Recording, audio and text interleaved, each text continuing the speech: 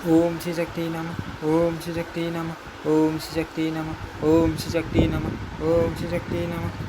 ओम श्री शक्ति नमः। ओम श्री शक्ति नमः। ओम श्री शक्ति नमः। अथ षोडशो अध्यायम चंडोपासना तथा उसका महात्म्य। श्री नारायण बोले, हे नारायण, मैंने आपसे भस्म धारण करने का महात्म्य विस्तार पूर्वक वर्णन कर दिया। अब आप पुण्यदायक तथा उत्तम संध्योपासन के विषय में सुनिए। हे अनक, मैं सर्वप्रथम आपसे प्राप्त कालीन संध्या का विधान कह रहा हूँ। प्राप्त काल की संध्या आकाश में तारों के रहते रहते मध्या म की संध्या सूर्य के मध्य आकाश में आने पर आचार्य काल की संध्या सूर्य के पश्चिम दिशा में रहने पर करने का विधान है। इस प्रकार इन तीनों संध्याओं को करना चाहिए। हे देवर्षि श्रेष्ठ, अब मैं उनके भेद भी बताऊंगा, आप सुनिए। तारों के आकाश में विद्यमान रहते की जाने वाली प्राप्त संध्या उत्तम तारों के लुप्त होने से लेकर सूर्योदय के बीच की अवधि में की जाने वाली संध्या, मध्यम और सूर्य के उदय हो जाने पर की जाने वाली संध्या अदम या 3 प्रकार की प्राप्त संध्या कही गई है। सारे काल में सूर्य के विद्यमान रहते की गई सारी संध्या उत्तम, सूर्य के अस्त होने तथा तारों के उदय के पूर्व की गई संध्या मध्यम और तारों के उदय के 50 की गई संध्या उत्तम, या 3 प्रकार की साया संध्या कही जा गई हैं। विप्र वृक्ष है, ये संध्याई उसकी जड़ें हैं, वेद उसकी शाखाएं हैं और सभी धर्म क्रम उसके पत्ते हैं। अतः प्रयत्न के साथ मूल अर्थात संध्या की ही रक्षा करनी चाहिए, क्योंकि मूल के कट जाने पर न तो वृक्ष ही रहता है और न शाखा। जिसने संध्या का ज्ञान नहीं किया तथा जिसने संध्या पास नहीं किया, वह जीते जी शुद्ध के समान होता है और मृत्यु के अनंतर कुत्ते की योनि में जन्म लेता है। अतः दिविज को नित्य उत्तम संध्या करनी चाहिए। उसे न करने वाला अन्य किसी भी शुभ कर्म को करने का अधिकारी नहीं है। सूर्य के उदय होने तथा अस्त होने के तीन घड़ी बाद तक संध्योपासना कर लेनी चाहिए। उसके बाद संध्या करने पर प्रायश्चित करना पड़ता है। समय बीत जाने पर यदि संध्या की जाए तो 3 अध्याय के अतिरिक्त 4था अध्याय देना चाहिए, अथवा आरंभ में 108 बार गायत्री का जप करके संध्या करनी चाहिए। जिस समय जो कर्म करना हो उस समय की अधीश्वरी उस गायत्री की स्वरूपिणी संध्या की उपासना करने के अनंतर ही उस कार्य में प्रवृत्त होना चाहिए। घर में की गई संध्या साधारण कही गई है। गौशाला में की गई संध्या मध्यम कोटि की होती है। नदी के तट पर की गई संध्या उत्तम होती है और देव मंदिर में की गई संध्या उससे भी उत्तम कही गई है। संध्योपासन देवी की उपासना है। अर्थ देवी की सन्निधि में ही तीनों कालों पाठ मध्य साय की संध्या करनी चाहिए। वह उन्हें अनंत फल प्रदान करती है। ब्राह्मणों के लिए इन गायत्री देवी के अतिरिक्त अन्य देवता नहीं है। विष्णु तथा शिव की उपासना भी वैसी नित्य है जैसे माँ देवी गायत्री की वेद प्रतिपादित संध्या नित्य है। गायत्री देवी की आराधना संपूर्ण वेदों का सार स्वरूप है। ब्रह्मा आदि देवता भी संध्योपासन के समय उन्हें गायत्री देवी का ध्यान तथा जप करते हैं। वेद उन गायत्री का नित्य जप करते हैं। अतः वे वेदों पासे कही गई हैं। इसीलिए सभी दिव्य चाक्त हैं। वे न शैव है न वैष्णव। वे सभी वेद माता आदि शक्ति गायत्री की उपासना करते हैं। केशव आदि नामों से आचमन करने के बाद प्राणायाम करने के अनंतर संध्योपासन में प्रवृत्त होना चाहिए। केशव, नारायण, माधव, गोविंद, विष्णु,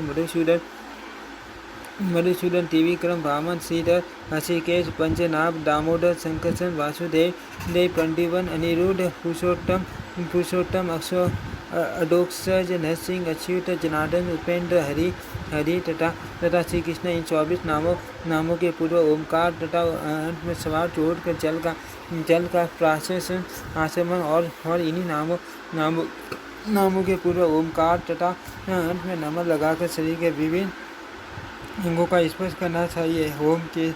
ओम केशवाय स्वाहा हरि, ओम केशवाय स्वाहा, ओम माधवाय स्वाहा, ओम नारायणाय स्वाहा।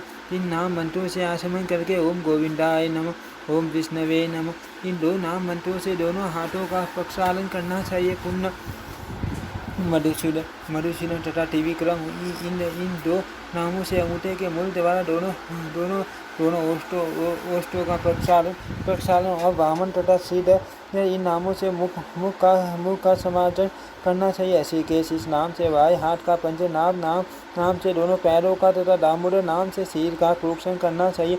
इसी प्रकार संकर्षण आदि दे नामों से बाहर अंगों का स्पर्श करना चाहिए। संकर्षण नाम से परस्पर मिली हुई बीच की 3 अंगुलियों द्वारा मुख का वासुदेव तथा प्रतिबन इन 2 नामों से अंगूठे और तर्जनी अंगुलियों द्वारा दोनों नासापुटों का अनिरुद्ध तथा पुरुषोत्तम से अंगूठे और अनामिका द्वारा दोनों नेत्रों का अधोक्षण और नासिक नामों द्वारा दोनों कानों का शीर्ष से कनिष्ठिका और अंगूठे द्वारा नाभि का जनार्दन से करतल द्वारा हृदय का उपेंद्र से सिर का एवं ओम हरे नमः तथा ओम कृष्णाय नमः इन 2 नाम मंत्रों से दाहिनी और बाई पूजा का स्पर्श करना चाहिए। बुद्धिमान व्यक्ति को चाहिए कि दाहिने हाथ से जल पीते समय बाएं हाथ से उसे स्पर्श किए रहे, क्योंकि वह जल तब तक शुद्ध नहीं होता जब तक बाएं हाथ का स्पर्श नहीं होता।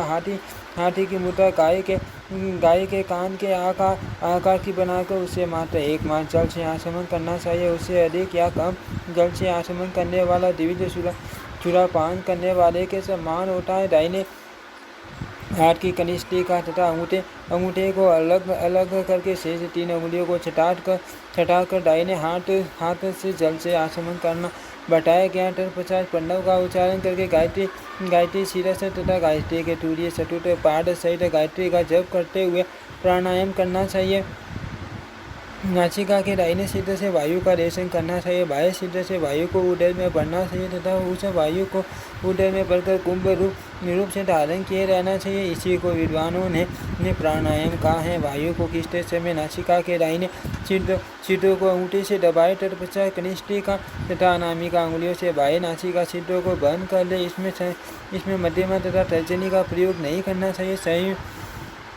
संयमित चित्त वाले योगिनियों सभी शास्त्रों में इसी प्रकार के पूरक कुंभक तथा रेचक को ही प्राणायाम बताया है। रेचक वायु का सृजन करता है, पूरक उसे पूर्ण करता है तथा साम्य स्थिति में जो उसे धारण किए रहता है वह कुंभक कहा गया है। पूरक करते समय नीले कमल पत्र के समान चाम वर्ण वाले चतुर्भुज परमात्मा श्री हरि का नाभि देश में ध्यान करना चाहिए।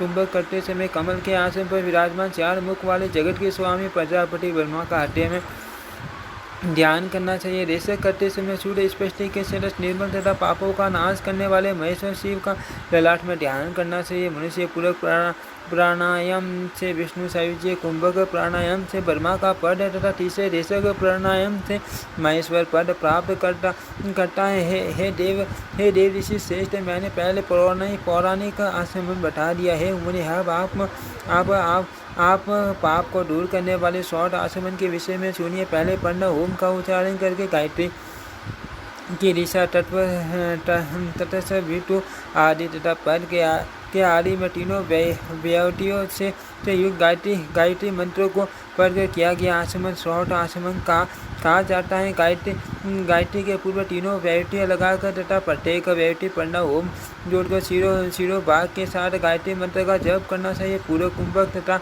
रेचक करते समय इसका 3 बार जप ही प्राणायाम है। अब लक्ष्मण सहित प्राणायाम का वर्णन किया जा रहा है। यह प्राणायाम नानाविध पापों का शमन करने वाला तथा मान पुण्य फल प्रदान करने वाला है। ग्रस्त तथा वानप्रस्थ को पंडव मंत्र से 5 अंगुलियों द्वारा नासिका के अग्र भाग को दबाना चाहिए। यह मुद्रा सभी प्रकार के पापों का हरण करने वाली है।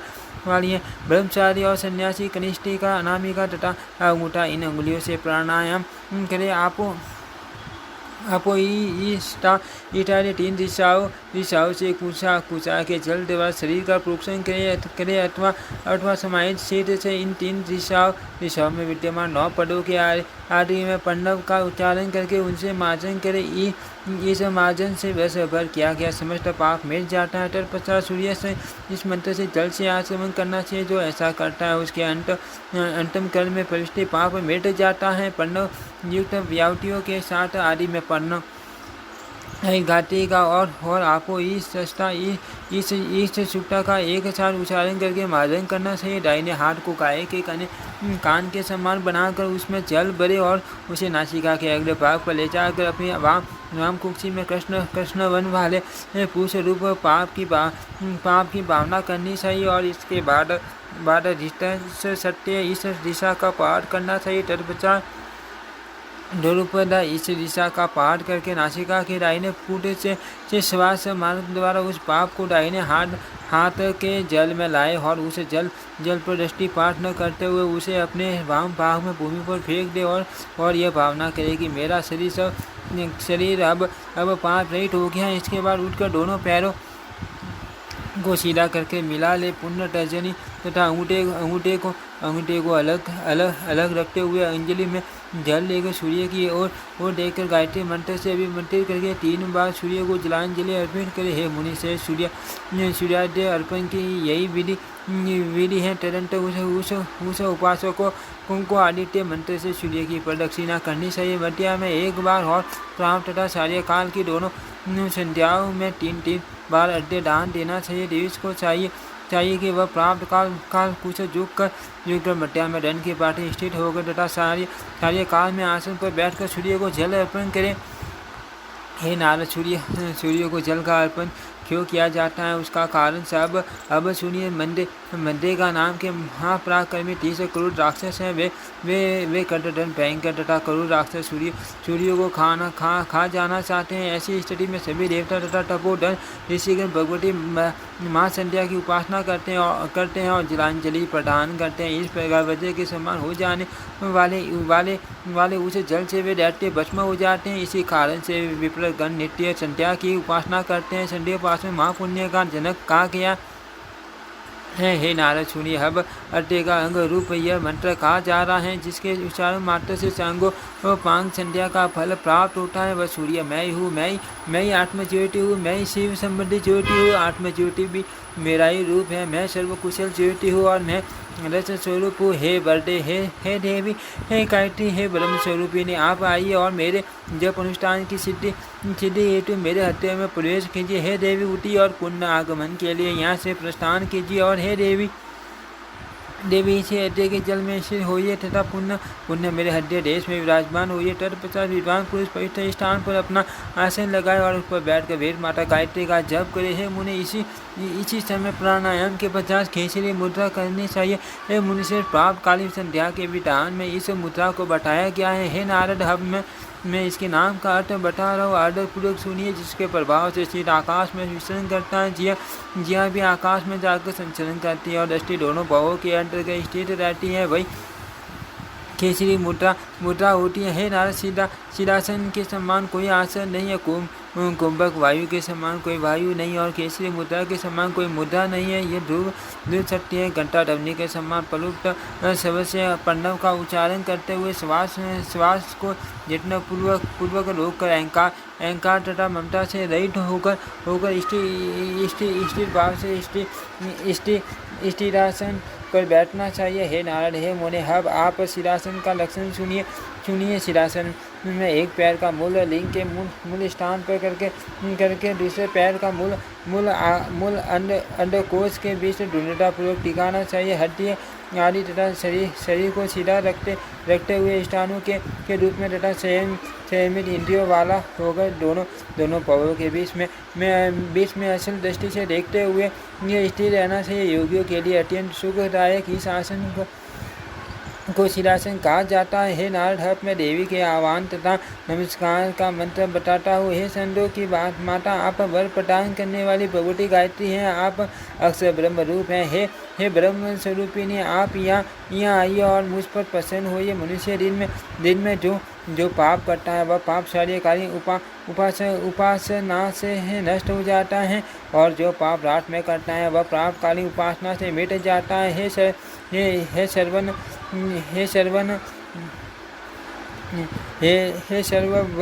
स्वरूपिणी, हे महादेवी, हे संध्या विद्या, हे सरस्वती, हे अजय, हे अमर, हे देवी, हे सर्वदेवी, आपको नमस्कार। तरंत तेजो शक्ति आदि मंत्र से देवी का आह्वान करना चाहिए। पुण्य इस प्रकार क्षमा प्रार्थना करे कि मैंने जो कुछ भी आपका अनुष्ठान किया है, मेरा वह सब कार्य पूर्ण हो।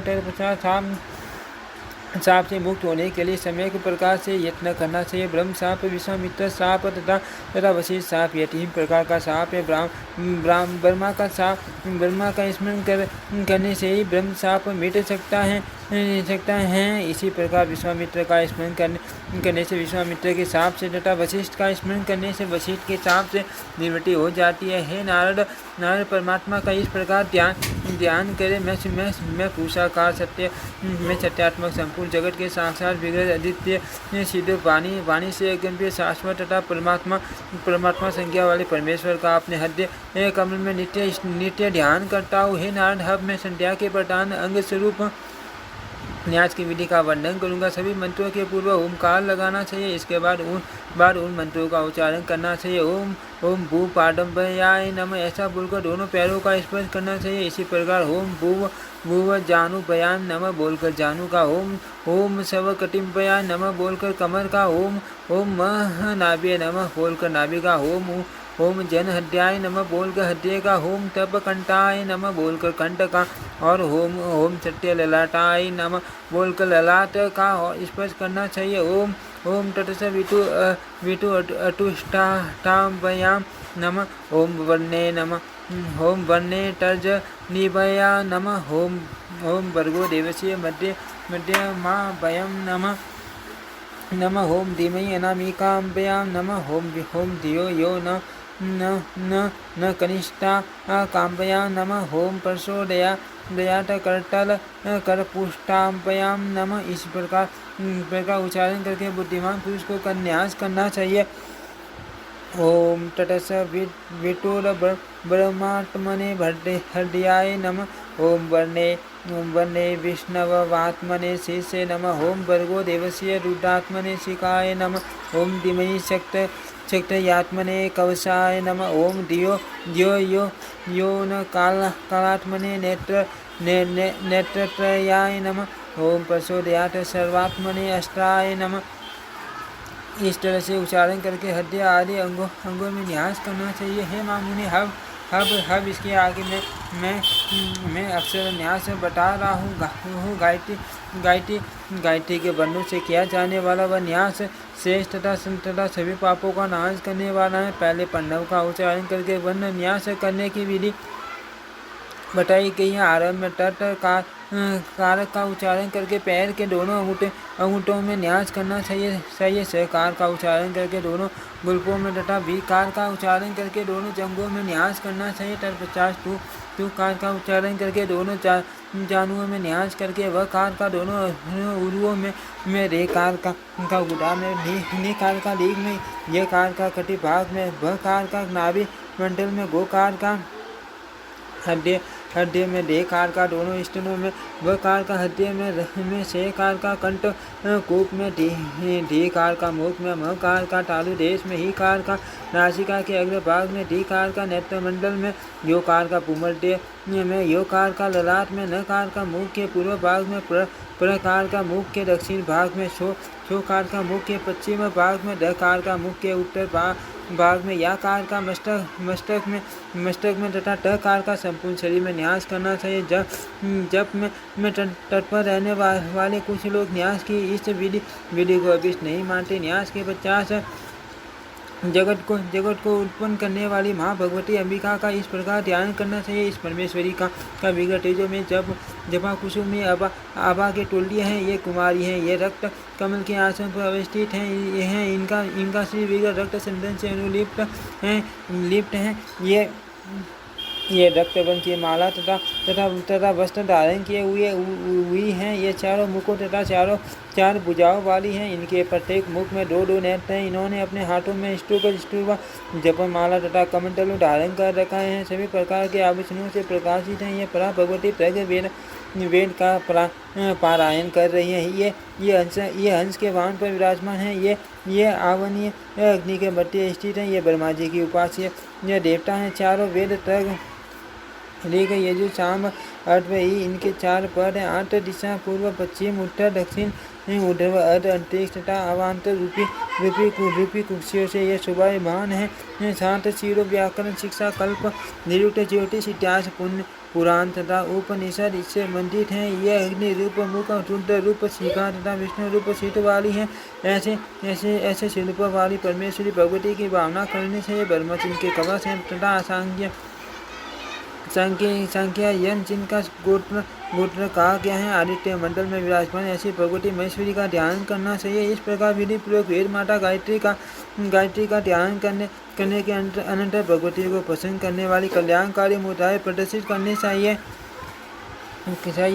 शिवमुख संपुट वितट विष्णुट द्विमुख त्रिमुख चतुर्मुख पंचमुख सन मुख अधोमुख व्यापकाजलि सकट यम पास गंटीर सम्मुखोन्मुख विलंब मुष्टिक मत्स्य कुर्म वरा सियक्रांता मक्रांता मुडगर और पल्लव इन 24 मुद्राओं का गायत्री के समक्ष प्रदर्शित करना चाहिए। पुण्य विद्वान पुरुषों को चाहिए कि 100 अक्षरों वाली गायत्री की एक आवृत्ति करे। गायत्री के 24 अक्षर तो बताई गए हैं। उसके बाद जाट वेदस नामक दिशा का है तथा टेम्बक दिशा टेम्बक यजा में की आवृत्ति करने से यह 100 अक्षरों वाली गायत्री होती है। विद्वानों को एक बार इस महापुण्यदायिनी गायत्री का जप करना चाहिए। तत्पश्चात पहले ओमकार का उच्चारण करके बुर भूव सव के बाद 24 अक्षरों वाली गायत्री का जप करना चाहिए। इस प्रकार ब्राह्मणों को नित्य जप करना चाहिए। ऐसा करने से वह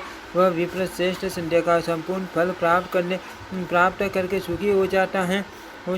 इति श्रीमद्देवी भागवते महापुराणे अष्टादश शास्त्रायां संहितायां एकादश स्कन्धे संध्योपासन निरूपण नाम 14 अध्यायम्। ओम श्री शक्ति नमः।